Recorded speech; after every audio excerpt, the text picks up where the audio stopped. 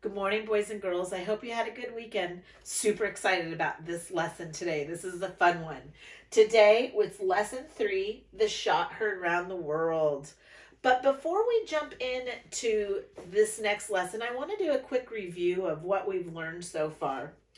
So remember, we started to identify the 13 colonies. Boys and girls, being able to identify these states and being able to write which states they are is an important thing to be able to do. So there's an optional activity. And you should be able to tell us where most of the colonies originated from. Remember, most of them came from Great Britain. Remember, Great Britain was ruling the colonies, and the colonies weren't liking that, hence the Boston Tea Party. So, in just to review again, you should be able to tell us, why did the king and the British Parliament start taxing the colonies? Were the British colonies happy about being taxed? Why or why not? And what did the colonists do in response? So that's just a quick review before we jump into today's lesson. So today's lesson is the shot heard round the world. By the end of this lesson, you should be able to describe how the 13 colonies in America evolved from dependence to independence as a nation. We're going to add Paul Revere's Ride to our timeline. This happened in 1775. You should be able to explain this and its significance. What does it mean? One, if by land, and two, if by sea. Listen to the story today to be able to explain that. And you also, by the end of this lesson, should be able to identify the Minutemen, the Redcoats, and what the shot heard round the world means. All right, but let's stop for a moment and pause and look at our vocabulary words. We have 6 vocabulary words today. We are going to identify their parts of speech. Nouns is a big thing we're working on in first grade. So I want you to listen for the nouns, because at the end you're going to have an activity. So the first word is a belfry. A belfry is a noun. A belfry is a tower that holds a large bell inside. During the field trip, the children went up the stairs to the belfry and rang the bell. Militia. Militia is a noun. It means an army made up of ordinary people, not trained soldiers. Long ago, towns would have had a small militia to help keep people safe. Obeyed. Obeyed is a verb. Followed orders or did something someone told you to do. The girl obeyed her mother's orders and cleaned up her room. Our next word is signal. Signal is a noun. A signal is an object or an act used to send a message without words. The pirates waited for the signal before rushing off the boat. Oh, our next one's fun. Spies. Spies is a noun. A spy is people who secretly keep watch on other people to find out information about what's happening. The spies hid behind a bush to find out who went in and who went out of the building. And our last word for today is a noun, boys and girls. It's volunteers. People who do something without being paid or told to do it. There were many wonderful volunteers who helped at the school fair last year. All right, boys and girls, now for the fun part, the story. Massachusetts unrest. After the Boston Tea Party, King George sent thousands of British soldiers to Boston to make sure the colonists obeyed the king's orders, or to make sure the colonists did as the king ordered them to do. They swarmed the streets of the city in their fancy red uniforms with shiny buttons, earning themselves the name of Redcoats. They carried weapons with them everywhere they went. This made the people of Boston very angry. The city no longer felt like home to them. They did not know whom to trust. Spies spread out all over the city. Remember, a spy is a person who secretly kept watch on other people to try to figure out what they were up to. British soldiers disguised as colonists and colonists disguised as British soldiers. There was lots of whispering in the streets as people kept secrets from one another. It was not very pleasant and even a little scary.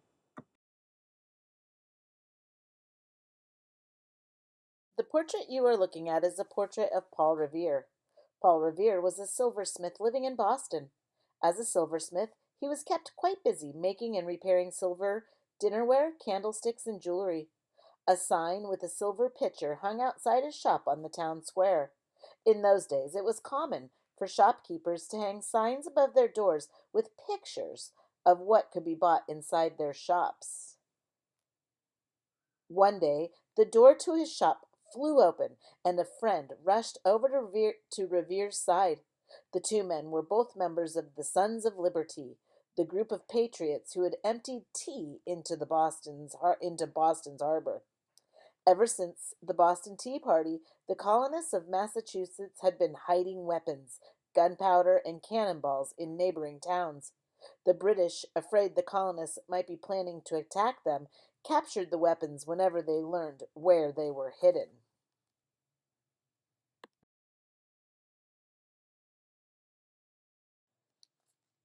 Paul Revere and his friend conferring. Now, as the two men huddled together in the back of Revere's shop, his friend whispered that the British were planning to raid the colonists' storehouse of weapons in the town of Concord. The British were to travel that night, he said, but nobody knew whether they would march there by land or choose the shorter route and sail on a boat by sea. The patriots knew they must somehow warn the militia in Concord that the British were coming by sea. Remember, a militia is an army of ordinary people, not trained soldiers. Revere spied on the British to discover the soldiers' plans. Then he arranged for a signal to be given, a secret code. His friend was to climb up the bell tower of the Old North Church, light one lantern, and hang it in the belfry if the British are traveling on foot by land. Revere told his friend, but if they are traveling on a boat by sea, hang two lanterns.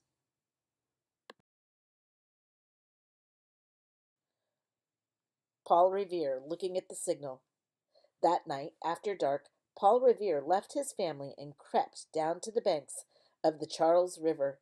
He quietly crossed the river in a boat to a spot where fellow patriots waited with a horse, saddled and ready to go. Once across, Paul Revere mounted the horse, tipped his hat in thanks to the patriots, and sped away.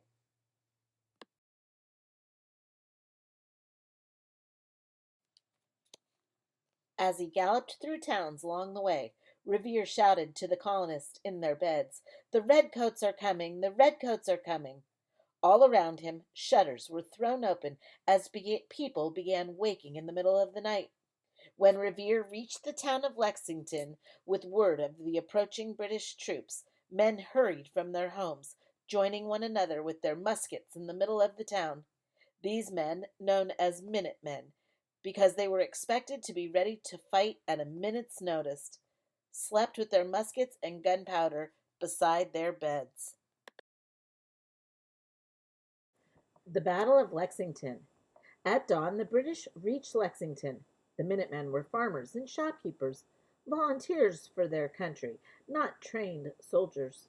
Remember, a volunteer chooses to do a job without being paid. They looked ragged next to the well dressed British soldiers or redcoats. In the confusion of the early morning hours, a shot was fired. Others fired back, and fighting continued throughout the morning. Finally, Minutemen were able to force the British to return to Boston, firing at them from behind rocks, trees, and fences all along the way. To this day, no one knows who fired the first shot that day.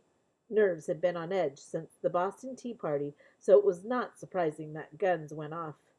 The first shot was the beginning of a long war between the British and their American colonies.